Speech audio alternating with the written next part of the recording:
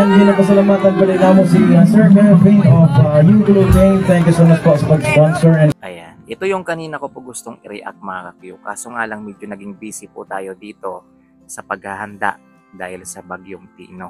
Ayan, so may mga inayos tayo guys. So ngayon lang natin i-react to mga Q. Siguro napanood yun naman to kahapon. Ayan, ito po ay sa concert ni Elias JTB sa Hong Kong. Ayan, na medyo nagtiri-ay po tayo kahapon guys.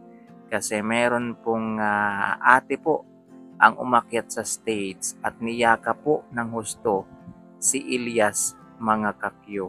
Grabe, akala ko nga guys kahapon ay namiss lang ni ate yung pamilya na dito sa Pilipinas. Ayan, kaya sa pamamagitan ni Elias JTB guys ay niyakap niya ng husto si Elias. So napag-alaman natin mga ka-Q na ito pa lang si ate guys ay merong sakit.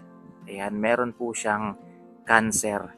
Ayan, so base po yun sa nabasa rin natin na meron po palang sakit itong si ate. Grabe no, nakakatuwa naman no, na dahil kay Elias JTB kahit papano guys, yan yung kanyang nararamdaman ay gumaan-gaan.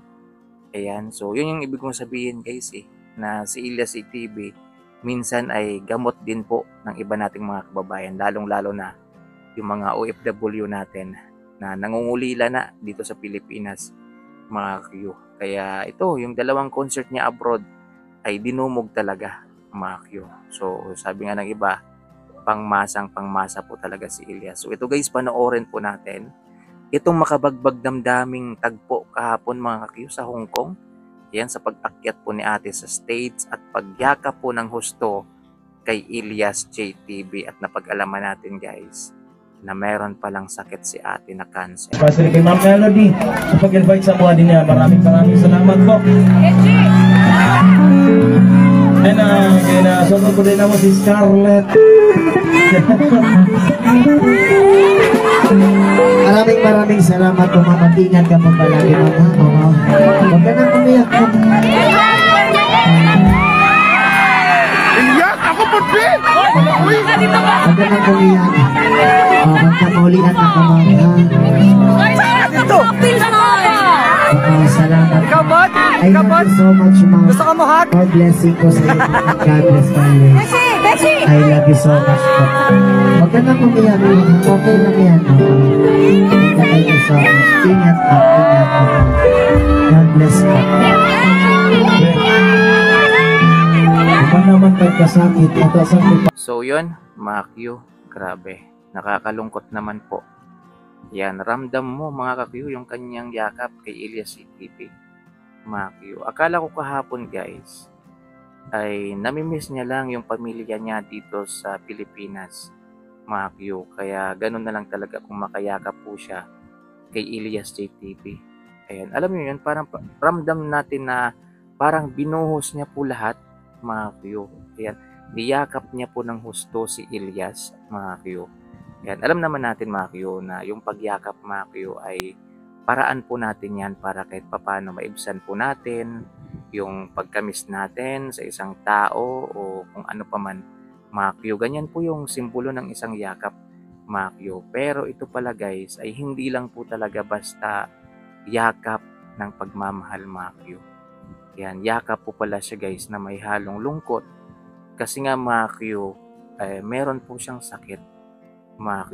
So nakaka-proud po si Elias JTB guys dahil kahit papano mga ka-Q ay yung karamdaman po ni ate ay kahit papano guys ay gumaan-gaan kahapon sa pagyakap niya kay Elias JTB, mga Q. Grabe, nakaka-proud po talaga guys si Elias.